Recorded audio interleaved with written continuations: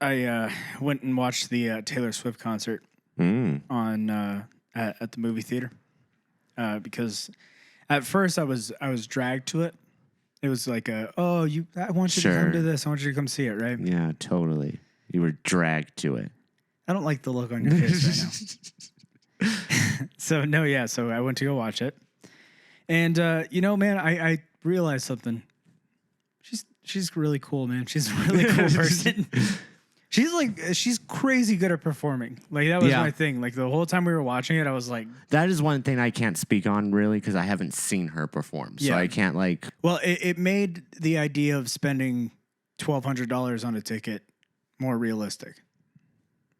$1,200. Oh, you didn't know about that? $1,200. Yeah. So I mean, it's not like the original price that was set, but like they were reselling tickets, like scalpers and stuff. Oh, okay. So like black market. And that was like, kind of like nosebleed level seats. Like there's people who paid like $30,000 to like be in the front row and stuff like that. Fuck that, dude. How cool is that? I mean, good on you, Taylor Swift, because I respect her. Like there is no way I could justify $1,200 to like see us or something. Well, I'll tell you. Well, maybe one day. Imagine that. The Shootin from the Hit podcast live from Allegiant Stadium. Over 95,000 people. And it's just us like sitting there making dick jokes. But with reverb. You hear the whole crowd. He did it. He did the thing. No, but yeah, I watched it twice. I went twice. Oh. Yeah. So number one, the tickets to go watch the movie were like $25. That's pretty a piece. That's pretty normal for movies, though. Well, that was kind of nuts because like I'm used to paying like $12, $15. No, nowadays that's normal. Oh, 20, is it really? 20 plus is normal for tickets. What? For movie tickets, yeah. I must have not been to a movie in a really long time. Yeah, I just recently went to see The Exorcist, and yeah, the prices are. I mean, granted, they totally redid the movie theater, and so they have the nice like new seats, reclined seats, and they even give you like a blanket or something. What? Yeah, like if you want, you can buy a blanket. I didn't get a blanket. Well, you have to buy the blanket. Oh, okay. But yeah, all like the prices were pretty outlandish. There's probably a reason they didn't give me a blanket. A grown man in a Taylor Swift movie with a blanket. Yeah, not a good idea. I can see the cops being called quick, fast, and in a hurry. Oh, yeah. No, but yeah, so I went the first night, it was just me and my fiance, and we had a great time. It was fantastic. The second time that I went was not me and my fiance. The second time was, my fiance went with me, but it was also me and a group of like dudes. So it was like 5 dudes and then 4 dudes and then my fiance, and we went to go watch the Taylor Swift movie. And when I tell you, they got hype. Dude, it was awesome. Yeah. Like she comes in, she starts hitting blank space, and like the performance is like nuts. It's like over the top. She's really good. Like that's not even no dig on Taylor Swift, because what that movie taught me is that Taylor Swift is genuinely one of the greatest performers of our generation. Okay. Because she went 3 hours nonstop dancing, singing, costume changes, like floating in the air, like it's just like crazy stuff. And when I took the dudes with me, they were like losing their minds, bro. Like on their feet, hands up in the air. Like she was like, "Now we got bad blood," and they were like, "Now we got bad blood." Like I was like, it was such a good time, such a great experience. Okay, and I highly recommend that sounds like a time. That sounds like a time and a half, right? Because like. And what's interesting is that people have been like dogging on the Taylor Swift fans going to movie theaters and like pretending like it's a concert. But it's like, dude, we should be happy that there's people going out there and enjoying something. That is true. Like it's so difficult to go out nowadays. Yeah. And like have a decent time doing anything. Yeah. Not like totally being like anxious and scared that, the world is going to erupt in front of you. Yeah. Like, yep. It was such a good time, and that's what I wanted to say. I want to say, as a man, a grown man, that Taylor Swift's concert movie, one of the best experiences of my life. You know what? That's good, man. I'm glad you went out and enjoyed something. Yeah. You should go do it. Go watch it. Okay. Why not? Why not? I don't have time. I work. Sure. No, that's fine. All the time. Okay. Just Taylor Swift's not good enough for you? It's not that. I have nothing against Taylor or the Swift fans. Swifties. Is that what they're called? Yeah. Well, I know now. Now you know because you are one. I've been indoctrinated into Taylor's religion. No, that's genuinely what it was like. It was like a cult. Yeah. I'm not kidding, man. Like it was like, it's one of the weirdest experiences in the world to see like women react the way that they do. Yeah. The first time I see a pentagram anywhere surrounding Taylor Swift, I'm calling it. She sold her soul to the devil. All right. She done did it. You know about that song that she made for Jake Gyllenhaal? Okay, so she used to date Jake Gyllenhaal, and there's a song that she made. That's Nightcrawler, right? Yeah, the guy from Nightcrawler. Okay. Also, what's the guy from? He's in Spider-Man too. What's he play? Oh yeah, he plays Mysterio. Mysterio, that guy. Yeah. Okay, yeah. So he was in him and Taylor dated at one point, and they had a really bad breakup, and so she made like a 9-minute. Isn't he like 20 years older than her? Yeah, that's beside the point. Okay, I'm just kidding. Look, man, Leo DiCaprio's been doing that for. Well, yeah. I'm not judging. I'm just asking a question. I'm not questioning you, Taylor. I'm just asking a question. Yeah, she dated Jake Gyllenhaal, who was like who was a fully functioning, full-grown adult at that point. But whatever. Hey, let the girl do what she wants to do. But I guess they broke up, and so she wrote like a 9-minute version of a song, like a breakup song about him. Ooh. And they didn't allow her to put it in like the original release of the album. So when she started re-recording all her albums. Was that around the Marvel time? Yeah. Yeah. So, yep. Marvel has their hands in it all. That makes sense. It's a Disney product. Well, yeah. But she had her and him had a breakup, and they wouldn't allow her to put the full version of the song out. So she re-recorded the album and then put out the 9-minute version of it. And I was talking to my buddy. I was like, man, I'm going to be in that movie theater, and it's going to get to that point, and she's just going to stop the song halfway through. And she's just going to go, kill Jake Gyllenhaal. And Steph's going to be like, I have to go. I have to do something. I don't know why. It's like that South Park bit. Kill the Kardashians. Don't kill. We're not advocating for that. Kill John Lennon. Yeah. Kill John Lennon. John Lennon's already dead. Oh, really? Oh. Well, shocked. Yeah, that's one of the best things ever.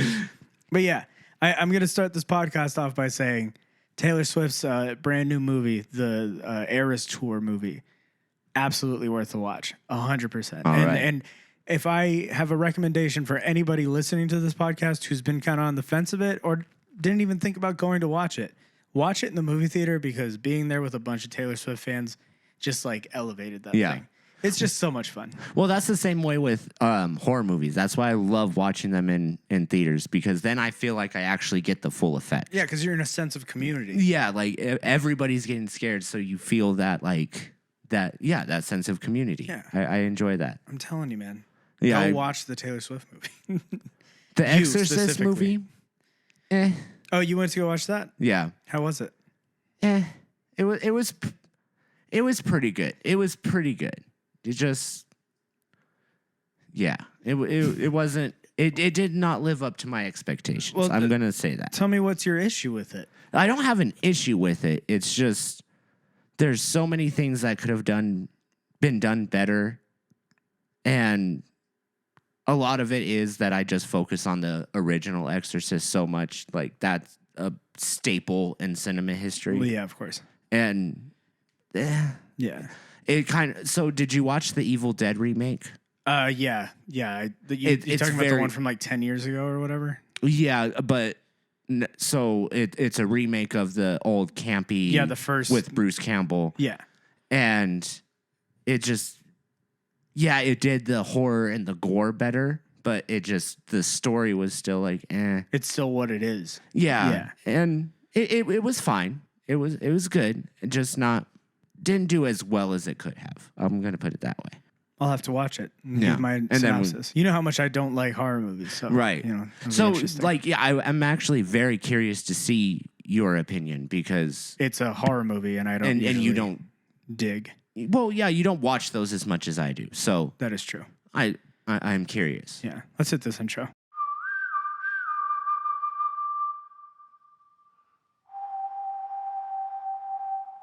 Southwest has been home to the most infamous outlaws, from Billy the Kid to Neil Patrick Harris. Safe to say, legends have wandered these deserts. And if you listen closely, you can almost hear the wind whisper their story over this barren land. Well, these two gunslingers, they have their own story to tell. They're shooting from the hip.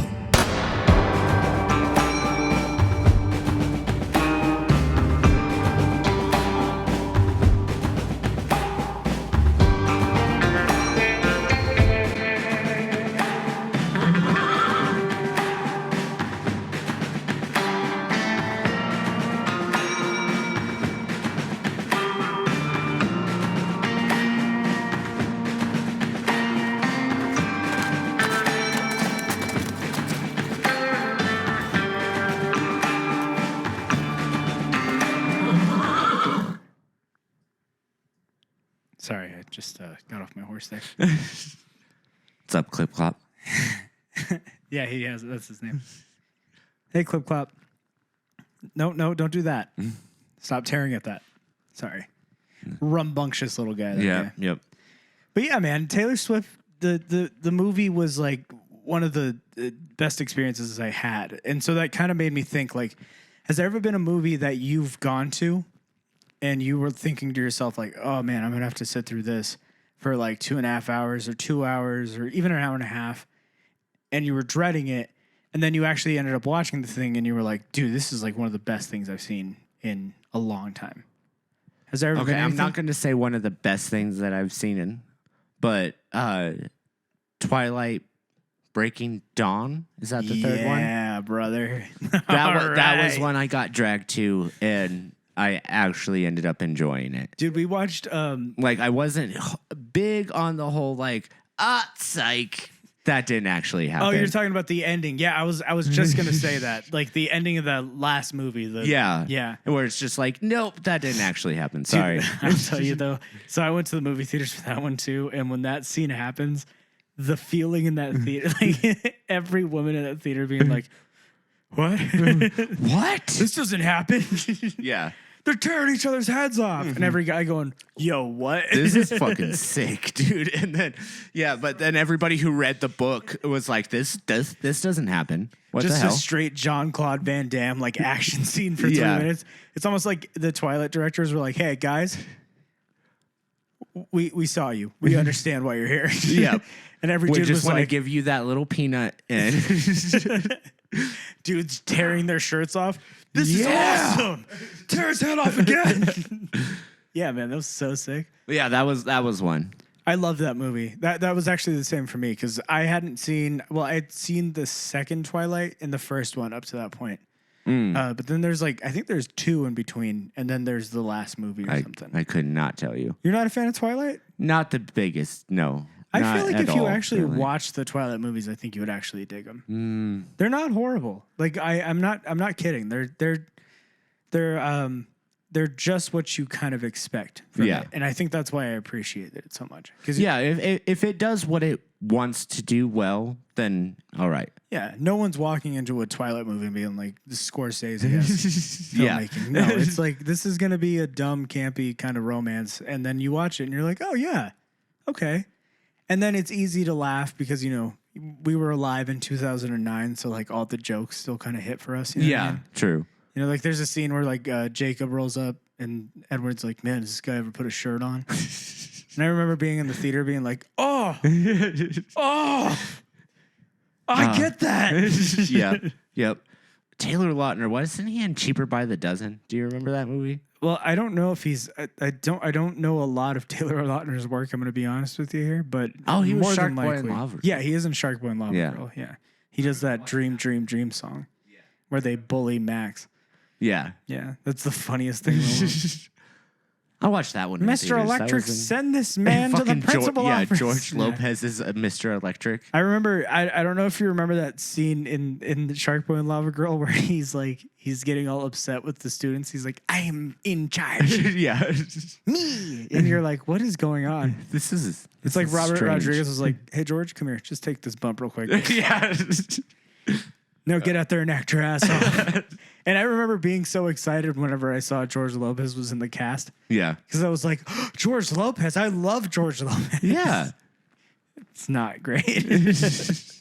I liked George Lopez. He wasn't my favorite, but He liked lulled us George to sleep Lopez. every night. Yeah. And his big ass head just... Just pops into frame. Yeah, dude. Think about that. I will never forget waking up at 2 a.m. and like looking over at the TV and just seeing George Lopez like jumping up, smiling, and me being like, "Oh man, it's like 3 a.m." You better go back to bed. Just keeping Nick at night on. Yeah, I'll listen to the riff for like 2 minutes and then I'll go to bed. Dude, I'm sorry, but that was Nickelodeon's smartest move. They were like, "Bro, why don't we just like do reruns for like 12 hours and then just have it be like and call it Nick at Night." Yeah, and like so like we get two demographics. You get Friends. Yeah. George Lopez. Wasn't Seinfeld on there? No, that was CW. That was CW. Yeah. I would know. I feel like there was another show on there, but I definitely know They Friends. have Family Matters on there. Oh yeah, Family Urkel. Matters. Yeah. But no, like that was such a smart move by Nick because they were like, what we can do is just throw low like consequence TV shows on. And so you get two demographics. You get the demographic of people who are like, oh, I want to watch these reruns and I stay up late, into the middle of the night. And you get the demographic of teenagers who are like, I'm just trying to sleep. Yeah, but I need the TV on. So I don't want to put Adult Swim on because I'm going to wake up and see like, Mr. Satan on or something like that. You know what I mean? Whereas like if you just keep Nick at Night on, it's like 90% of the time you're waking up, it's going to be like someone being like, oh, Urkel, you're such a... Oh, did I do that? Yeah, Urkel, you... No, but it was like you would wake up to the most low... I think you described it well. Low consequence TV. Like it's not going to... That's what I'm trying to jar watch. you. Yeah. I don't want to like be woken up in the middle of the night by like someone screaming. You know what I mean? Like that was my issue with watching YouTube when I used to go to bed before I got YouTube Premium. Was that like every once in a while there would be an ad at like 3 a.m. of like, the haunting of Carolyn Klein. Yeah. And it's like the trailer is like the most terrifying thing in the world. And I'm like half awake and like already like anxious. Yeah. And then there's like a chick like half like backwards crab walking. Crawling. Yeah. Yeah. I understand that. That's one thing with, and this is a little off topic, but with Hulu, the ad service, like the free trial or free one that we got in bundle with DirecTV, for some reason, the ads are so fucking loud and yet the show is quiet. So I'll have the show set to the perfect volume to go to sleep. And then suddenly you're woken up by a fucking car driving by just out of nowhere, somebody yelling. And you're like, what the fuck? Oh, it's an ad for Audi. Yeah, I fucking hate that shit, man. I think that's why I pay for no ads because I remember when I was younger, I used to do the ads and it sucks, dude. I don't know why they do that where the ad is so much fucking louder than the show. Yeah. But it seems Hulu is the notorious for that. But don't you still have my login information for my streaming service? No. No, because we changed everything. So. Oh yeah, you went to a new. Okay, yeah. Yeah. Yeah. Well, if you would have used my login information, you wouldn't have to deal with ads. But hey, I get it. Oh, no, actually, we don't condone that because that's illegal now. We're not supposed to be sharing passwords anymore. Doesn't do that. It's only Netflix, and it's only Netflix. That's why Netflix is a dying brand because they don't actually care about everything. The consumer. Yeah, they remove everything that people actually want to watch. Hey guys, you like Friends? Nope. Never no mind. Friends. Hey, you like Seinfeld? Nope. Well, no, it's still on there, but still, you know Is what I mean. it on I think Seinfeld's still on there. Okay, I know Friends it's isn't because I have to watch that on HBO Max, which I am stealing from you. Yeah, did you hear that? Did you know? You know about Chandler? Okay, yeah. I never know because you don't use the internet. I so know. I'm like, I heard about it at work from Okay. people that use the I internet. don't, I don't want to hit you with a. I know. No, but I was sitting there and I was like, wow, now rewatching Friends is going to be much more depressing. Oh yeah, absolutely. Every time Chandler shows up, you're just gonna be like, yep. No longer on this earth. so I have to get the box of tissues for a different reason now. Yeah.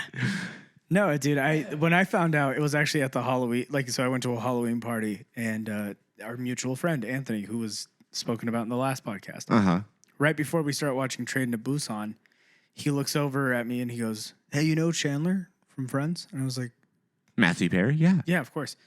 He's like, "He's dead." Which, I was like, "Why would you?" like, you couldn't. We're at a party, man. You couldn't like approach that with more tact, Anthony. Like just maybe just like throw on like a CNN thing or something. Matthew Perry found dead, 68. You know what I mean? And then I'd be like, oh, okay, well, like, why is it a 1950s announcer? Well, no, that's what we. That's the only TV I watch is 1950s TV. Of stuff. course. Yeah. But yeah, there definitely could have been much more tact approach with that. 100%.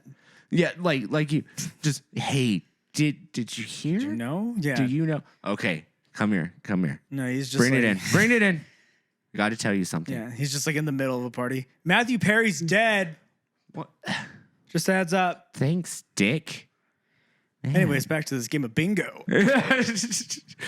Anyway, we're going to watch a movie, right? Everyone's just sitting there quietly. It's a Matthew Perry movie. That's how he got everyone to stay quiet for the movie.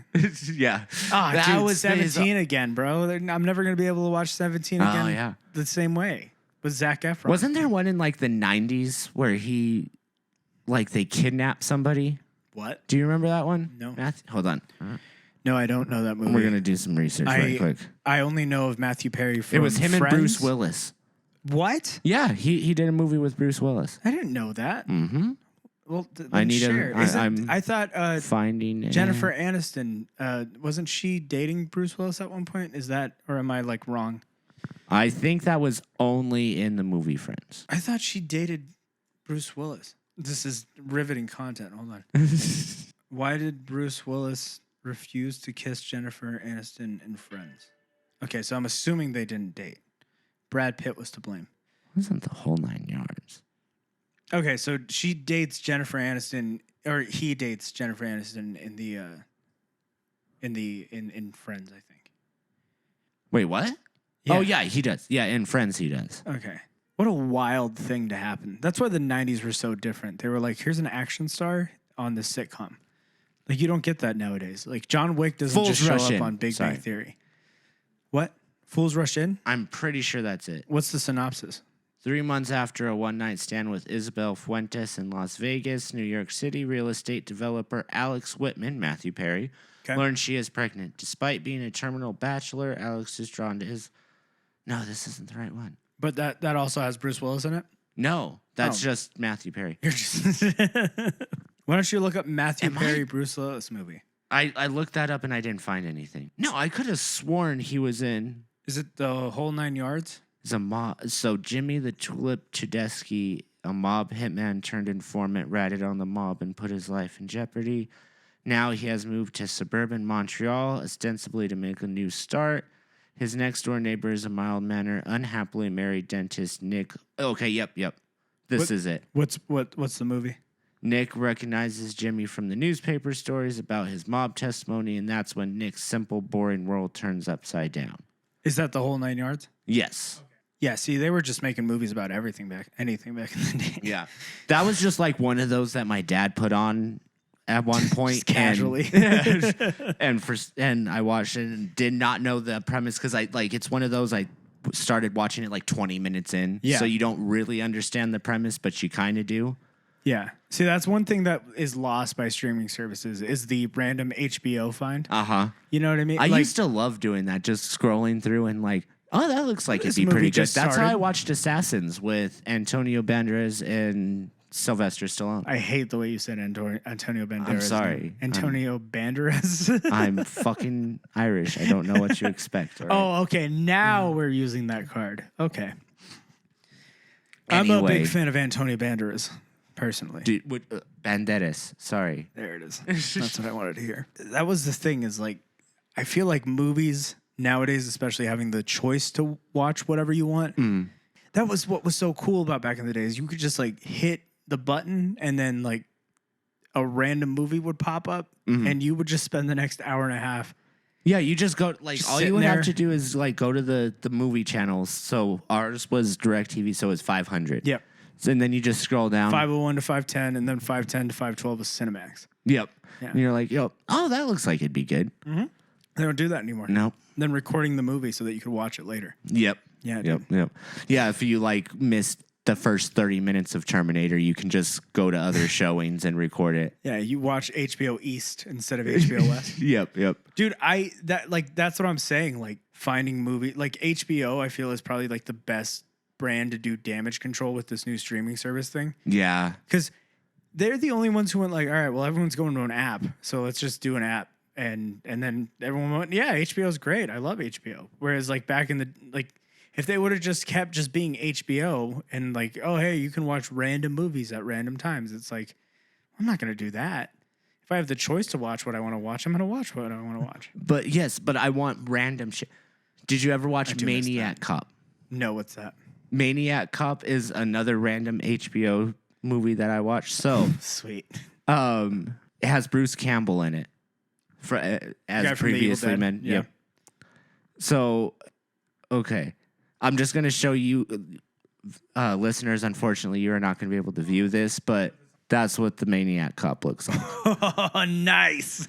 And so, two New York policemen, Tom Atkins, Bruce Campbell, and a policewoman search for a killer in uniform who should be dead. But what you just showed me is a person who looks like a maniac cop. Yeah. Like that's a pretty easy like spot. You know what I mean? He doesn't look normal. That's Right. I mean, But like, yeah. yeah, I just remember that movie being so fucking stupid, but such an enjoyable time. Like it's another one of those. It was circuits of the 80s, so it was all the interest, like creative kills and all of that. Like one dude gets electrocuted to death, but like literally starts on fire because he's awesome. getting electrocuted. That's it was awesome. yeah, it was just one of those weird movies that I remember watching on HBO. I watched a I think it was a Chuck Norris movie, was it? Walker, Texas Ranger. Yeah, the guy from Walker, Texas Ranger, Chuck Norris. I watched a movie of his. I don't remember the name of it. It was on HBO, and my fiance went out for the night, so I was like, I'm gonna watch some Chuck Norris movies. Yeah. Anyways, Why not? dude, action movies in the 80s were so brutal because like in that movie, there's just a scene where like an old lady's going out to get groceries and she just so happens to be like a family member of this person, this like terrorist organization is going after. Huh. And bro, they like straight up like they kill her like brutally. Like she gets shot like 9 times and like they have like the exploding blood packs. And she's Yeah. like an older lady. And I remember I was watching it, I was like, this would never fly. Yeah, I'm like trying to find what movie this could possibly be, and Chuck Norris is in so many bad action movies. Brother, It's they're not all even, the same. It's not even funny. Like some of these titles: Hellbound, Yeah. Sidekicks, Delta Force 2, Nice. The Hitman, Hero and the Terror, That one just confused you by the name. Firewalker, Missing in Action 3, Yeah, dude, that's another thing we're losing is sequels. Invasion USA. Imagine, Yeah, sequels. Those aren't as prevalent anymore, are they? you know, we were talking about paying so much money to go watch a movie. Like, I think I understand why they don't make like lower class movies anymore.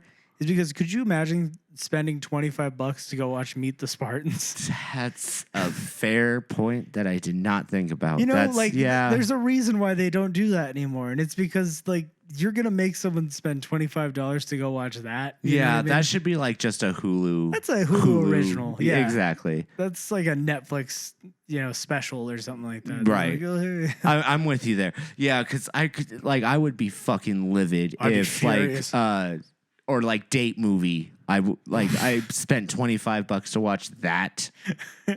Or Epic Movie. Do you remember that one? You walk into the movie theater and it's literally just Yep. Oh, Spent $25 on this.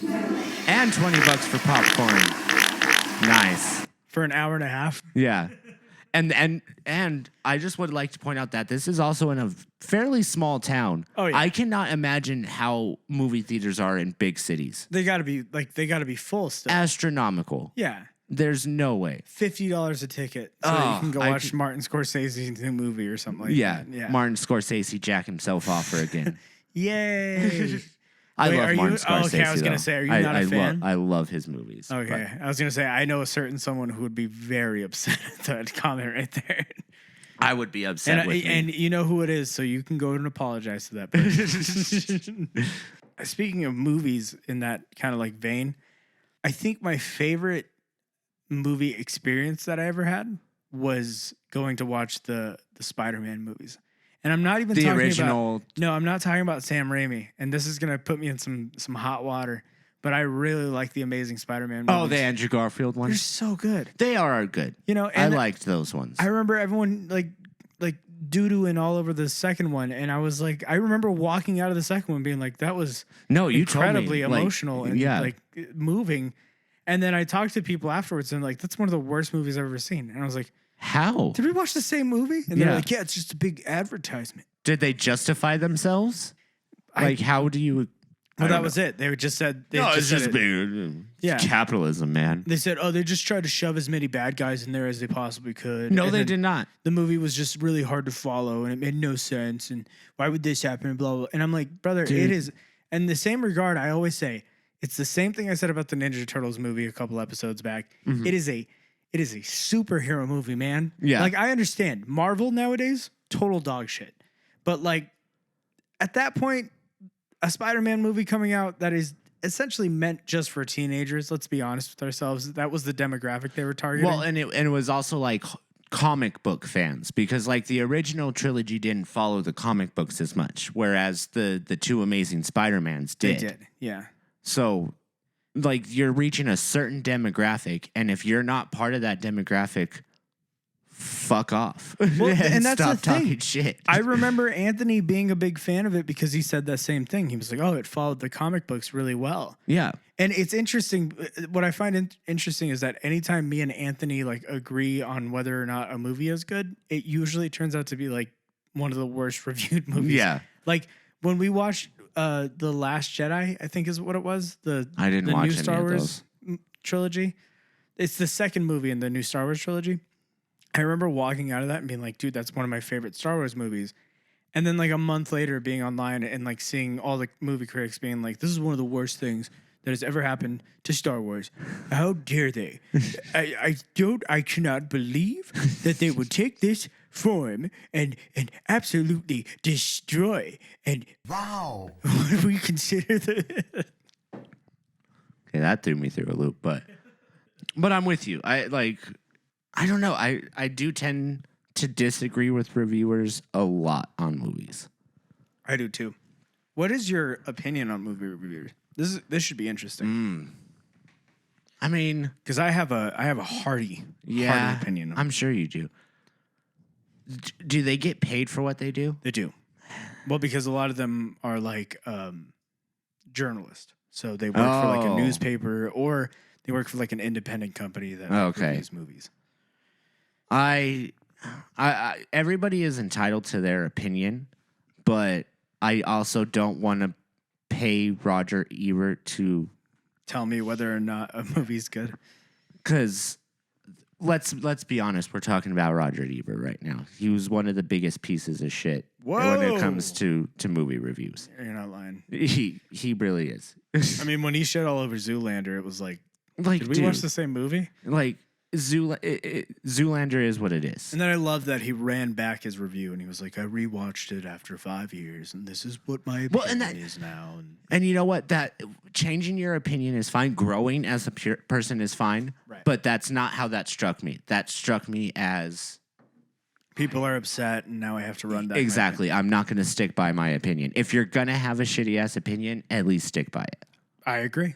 I mean, there's something respectable to having a bad opinion. Right. I mean, it makes you a hard-headed donkey. But at least you have resolve and you have character. Yeah. I guess my thing is with movie reviewers, the reason I have such an issue with them, I don't mind like some YouTube movie reviewers because they actually are very like talented. They make it like kind of like an entertaining subject. Right. There's a YouTube channel, Red Letter Media. Shouts out. Absolutely love these dudes. Same.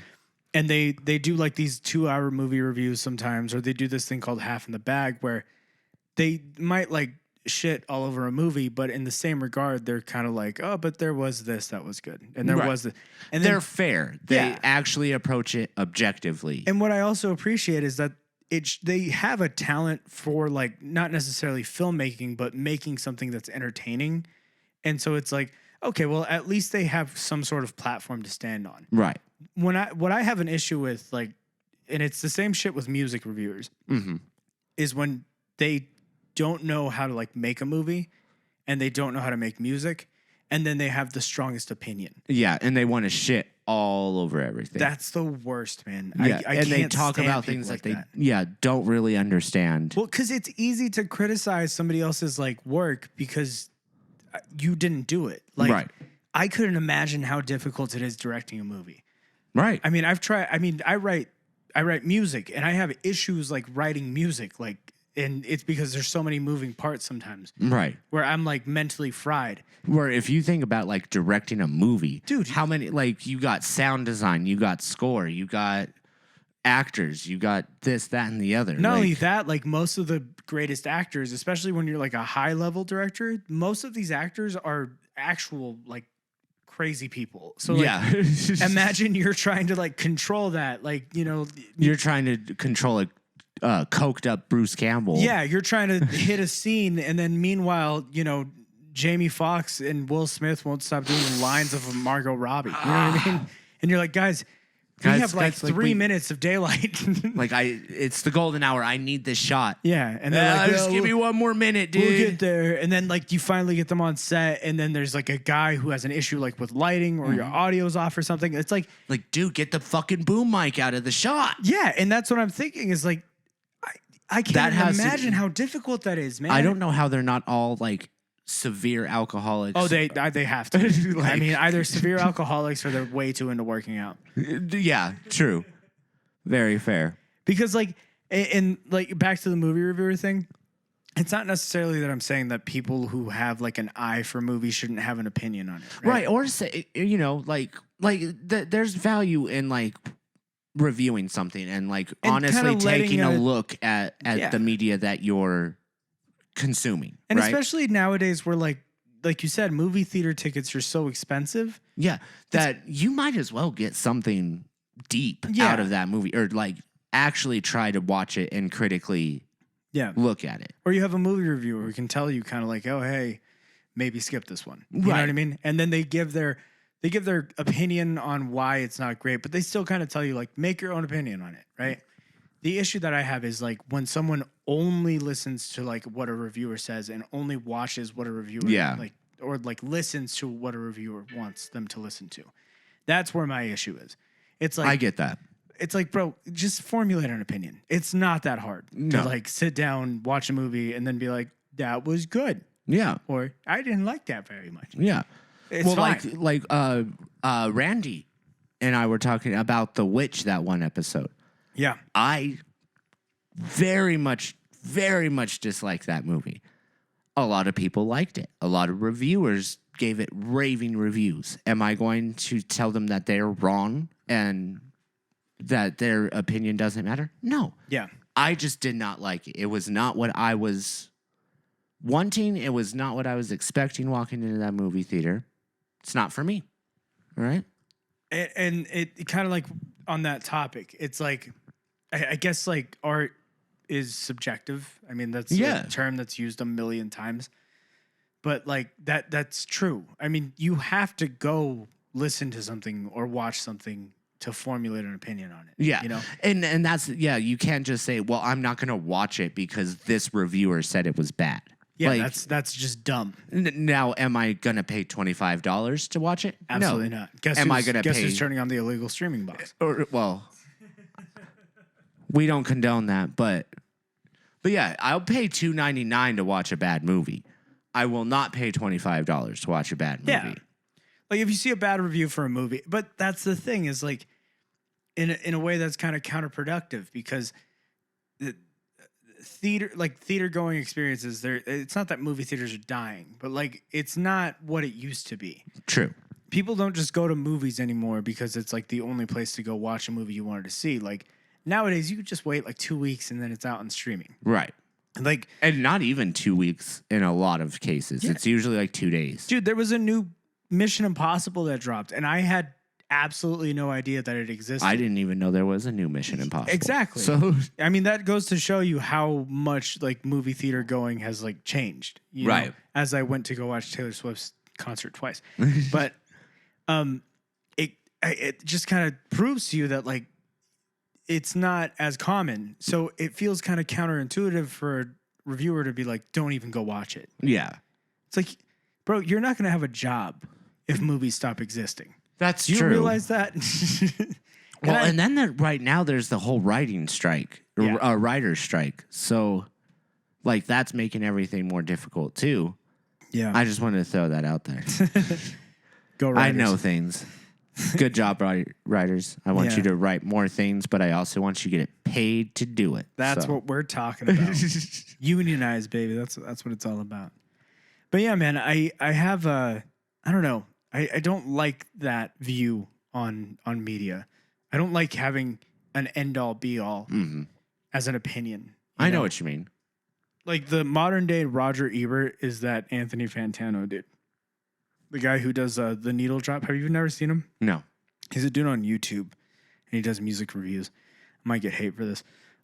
He's this dude. Wait, is he the bald dude? Yeah, with bald the dude with the glasses and the mustache. Okay, I know who he is. So that's like the equivalent of what Roger Ebert was. I very for much movies. agree. Like there's some things I'm like, no, that's actually a very good take. Yeah. I appreciate that. And then there's some times where I'm like, you are wrong, dude. Like you. Yeah, and you are not approaching this the right way. And I don't want to sound like a Drake bandwagon kind of person. Oh, when he hated on. He's way too hard on that dude, man. Yeah, he really is. And that's coming from me. Yeah, like I agree with you. And I am not the biggest Drake fan, but because I've heard some of the stuff he recommends, man, and it's like this is better than Drake's album. Yeah. You know what I mean? Don't get me wrong. No, Drake hasn't been putting out like the best albums. I'm not gonna lie. Okay, but like 2014 to 2016, solid years. Solid, absolutely. You know, and then like it's just interesting because it almost feels like he makes opinion like he sometimes it feels like he does really like negative opinions on certain music just to get a reaction out exactly of it, you know, because he'll go on there and he'll like have some death metal and he'll be like it's a 9.5 for me, 9.5 out of 10, and then like this really well produced like his beef with Post Malone where he just like every Post Malone album that comes out he's like it's mediocre at best. Mediocrity really is. And it's like... Yeah, he tries to do too much and doesn't do anything well, and then... It's like, man, I just want to shove you in a locker, bro. Yeah, it's like, you are just being a prick. Yeah. That album kicked ass. I don't know what you're talking about. And that's my thing is like, I guess as an ending point on this conversation topic, just formulate your own opinion, man. Yeah. It really is that easy. There's nothing wrong with like sitting down, watching a movie and thinking, or like listening to an album and thinking for yourself. Right. Instead of going in with like a negative context and being like, well, I read on Rotten Tomatoes that this movie, it's like, just sit down and watch the damn thing, man. Yeah. I love hate reading those though. Yeah, it's same here. I love the pretentious ones. Like I love going to the movies that I really love that are rated so fucking low and just being like, I want to read these. I want to.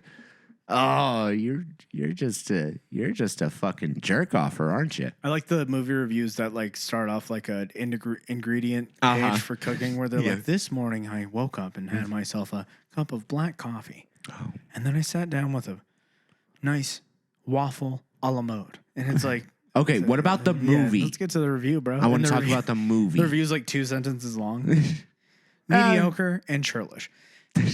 Insubordinate and churlish. But that's my thing, man. That's where my big issue with that kind of like form of entertainment, Right. where like the entertainment is just someone like shitting all over someone else's entertainment. Yeah.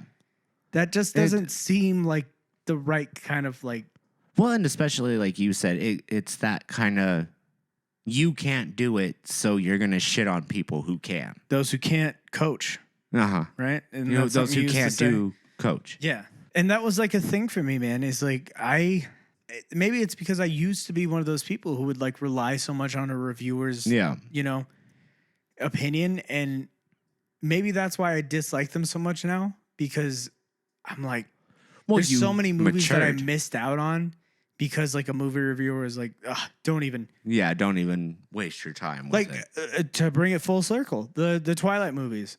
Growing up, I used to read reviews about those things, and it was just like, this is melodramatic and absolutely garbage movie. And it's like, and then you watch it and you're like, well, yeah, it is melodramatic, but it is what it is. It's a fucking teenage love story. Yeah, you can't really walk into it expecting Casablanca. Yeah, thank you. I was just about to say that. Yeah.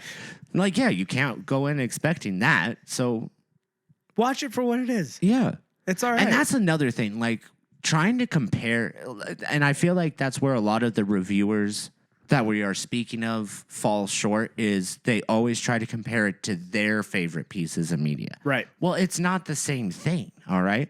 Breakfast Club is not the same as fucking Boys Town. Yeah. All right.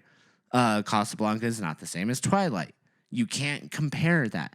I think the most, at least for me, like the healthiest mindset that I have whenever it comes to consuming media is knowing what I'm gonna try and consume. Right. Like it's like eating, right? Like if I go to a 5-star Michelin star French restaurant and I don't like the food, I'm gonna be a little bit more critical about that than going to a movie or going to like a McDonald's and eating a burger and fries. Right. You know, because like I know what I'm expecting at a McDonald's. I'm the one who chose to go eat McDonald's. That's on me. Yeah. I don't sit there and go, the fry cook at McDonald's is an absolute piece of shit. Like that's the thing. Like it's not conducive. I understand. I'm sorry that you sat down and you listened to a Drake album and that it wasn't like introspective and moving. Like it's pop music, bro. Like it is what it is. Exactly.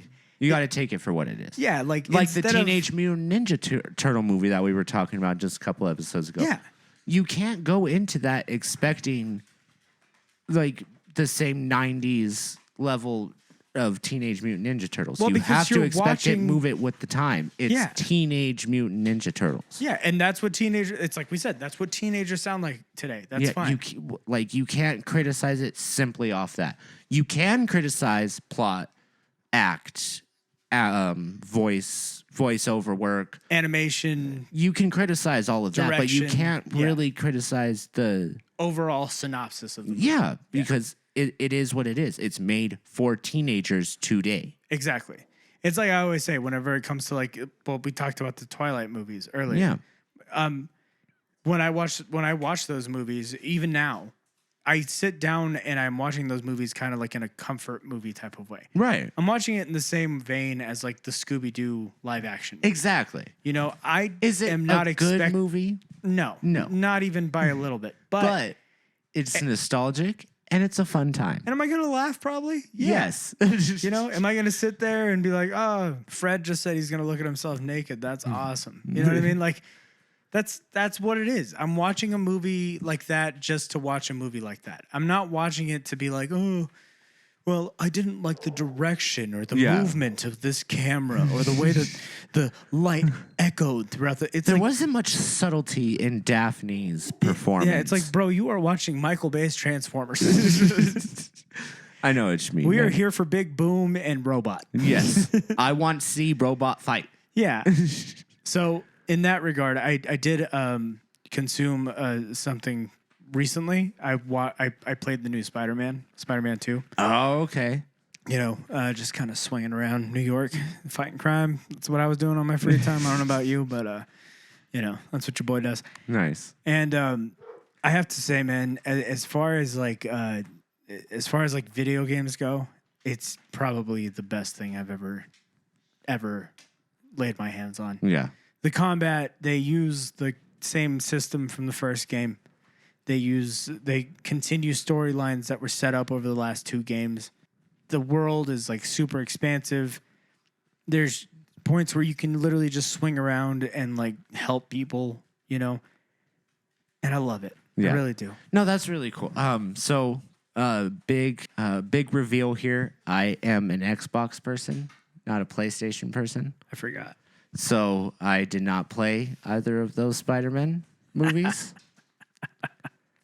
I did not have the opportunity to do so. Suck, dude. But what you're saying though reminds me of when I had a PlayStation 2. Like, it was the only PlayStation I had. No, I had the 1 and the 2. Okay. And hey, the PS2 is an absolute dude. Yeah. One of the best consoles ever. Yeah. And Spider-Man 3 very much reminded me of that. Really? That Spider-Man 3? It was a really good game, dude. Like the swinging animation, the side quests, how they incorporated in the symbiote suit. It was really cool how they did that. I'm not going to lie. On the topic of PS2, I usually expect Spider-Man 2. You would, yes. And that one was very good as well. But that's the one that like everyone played. Yeah. But and everybody shits on the Spider-Man 3 because of the movie. Yeah, which I actually don't hate as much as everybody else does. Dude, I think it's fantastic. Really like it. But yeah, I think knowing what Sam Raimi was going through, like making that movie, just makes that movie so much better. Because it was basically him going to the studio and being like, "Go fuck yourself, dude. I'm gonna do what I want." They forced him to do what they wanted him to do, and he was like, "This wasn't my plan, but all right. I mean, if you want it, this is how we're gonna do it." Yeah. And that game was actually very, very good. I'll have to check that out. What's the premise of it? Is it just the Venom thing? It's the movie, but in game form. That's great. And then they have the open world sections where you can like go and save people on the side and whatnot. You know what Spider-Man game I used to play a lot? Maybe you played it. It was on Xbox. That's when I played it. Not 360, but the OG Xbox. Mm-hmm. It was on that. I know it was on PS2. I think it was Ultimate Spider-Man. Everything looked like a comic book. And dude, I don't remember that. Let me see if I can find it. But I would spend hours of my day playing that because like the art style, maybe that was what kind of got me, was like that comic book style. I mean, dude, it was like it looked like a comic book. It played like a comic book. When they would do the cutscenes, it was like a comic book. They would have the like little bubbles over it. Yeah, and the different blocks. Do you remember this right here? Okay, that seems familiar. I think that may have been like one that I rented from back when Hastings was the thing. And like you could rent video game. But see that's what I'm talking about right there. That was a good game. Dude, the Ultimate Spider-Man game. I love, don't get me wrong, I love the new Spider-Man, but I might have to retract. That Ultimate Spider-Man game, maybe it's just nostalgia, but dude, that helps. Yeah, because I recognized the cover, so I feel like I rented it, but I didn't get a chance to play it fully until I had to return it again. Well, I think it's because I was running out of credits. It was the first time that they ever like kind of did the open world thing for a video game. Yeah, okay, that makes sense. Because like most of the game was like, it's you're just Peter Parker, bro. Like that's what you're doing. You're gonna be Peter Parker. Yeah. And I remember like as a kid being like, this is one of the coolest experiences. You are literally swinging around Queens. Yeah. It's basically what everything that the new Spider-Man is, just in an older video game form. Right. But that's a lot of it is the nostalgia. Like the first time being able to swing around New York City or climb all the way up to the top of the Empire State Building and jump off. Yeah. Like that was my favorite thing to do. And the cool thing is in the Spider-Man 3 game, it was different. The animation was different if you were in the symbiote suit or if you were in the regular suit. Right. Because like when you jumped off and you landed on the ground in the regular suit, like you would just like land. But if you were in the symbiote suit, you would crack the cement under you. That's so cool. Like, it was just one of those little details that was like really fucking cool. I always say video games that have those tiny details, I think, are what makes like the video game so good. Yeah. I played a game called Bully a lot growing up. We talked about this, yeah. Have we? Dude, there's one mission specifically where you are basically alabaster. Like, people hate you at this point. And you're up against the nerds and you have to get to the astronomy tower. And it's you like walking through a valley where they're like throwing like stink bombs and stuff at you. And you have to sit there with your slingshot and take them out one by one. That one mission is what made me go, this is the greatest game of all time. Because the story, it's like, I think story-wise, it's these kids that you've kind of been protecting since the beginning you've been there, you know, and then they turn on you because of some sort of rumor. And all these like story pieces kind of tying together into this one mission made me go like, dude, that's cool. This is so sweet. Yeah. Yeah, man. Yeah, we talked about that when we brought up the first Red Dead Redemption. Yeah, okay. Or even because there was Red Dead Revolver, Red Dead Xbox. Redemption, Yeah, and then Red Dead RDR2. Redemption 2. Yeah. Which And is your favorite of those three? My favorite is still Red Dead Redemption 2. It's just You like the because second one more than the first one? Yeah, it was more expansive, and it's really hard to go back to the original one after you have all the accolades and all the things that you can do in RDR2. Dude, that game used to give me anxiety. Really? Like, honestly, I would boot it up and like it would be like I would see like Arthur's face unshaven. Like, his hair was a little too long. I could tell the horse hadn't been brushed in a while. I hadn't been to camp in a little while and given my like proceeds to the camp. Just all these things, and I was like, and I have things to do. I don't want to fucking have things to do. that's funny because I had like similar to real life. I had a routine, and I had to stick to that routine. I don't want routine when I play a video. I understand what you're saying. I just want to go in and completely. like shoot people. You know what I mean? But like it makes you feel like a cowboy. Like you have to, like, okay, I'm gonna wake up, I'm gonna shave real quick, go grab a little stew, some coffee from the the middle of the campsite.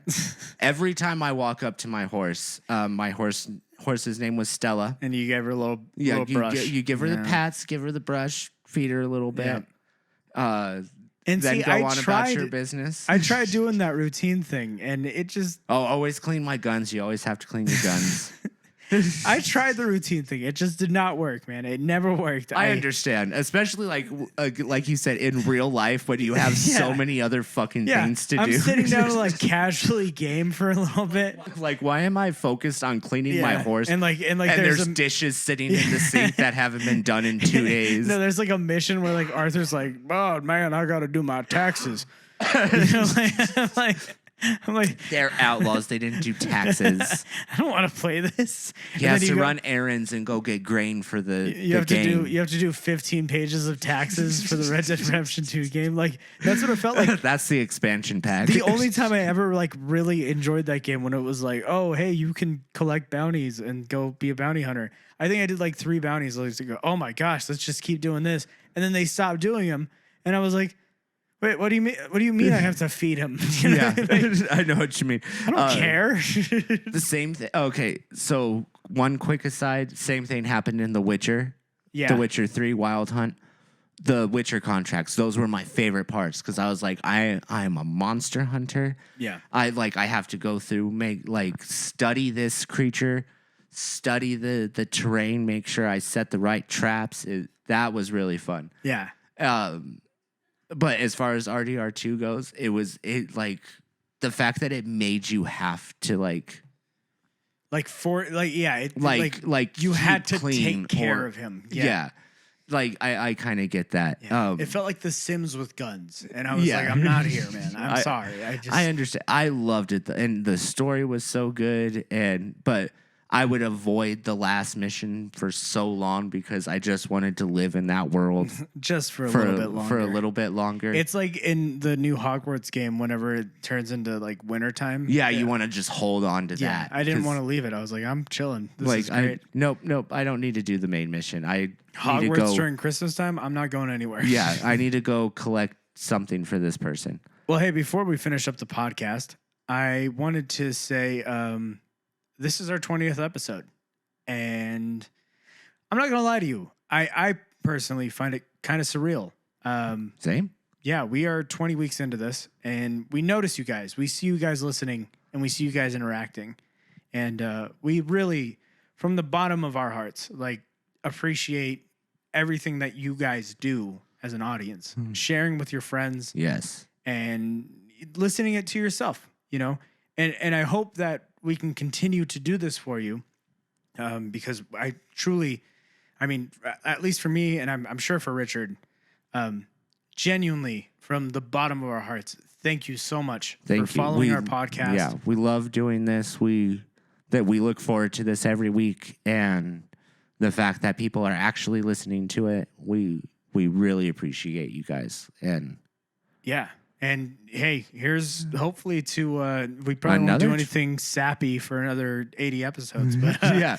So here's to that, and here's to you, the listener. Yep. Thank you for supporting. Thank you, and please subscribe, share, rate, share it with your friends. Things. Yeah, show your friends. If you actually really do enjoy us, let them know. You know, and we're here for the long run. We really are. So I've been Juan. I'm always Richard, and this is Shootin' from the Hip. Shootin' from the Hip.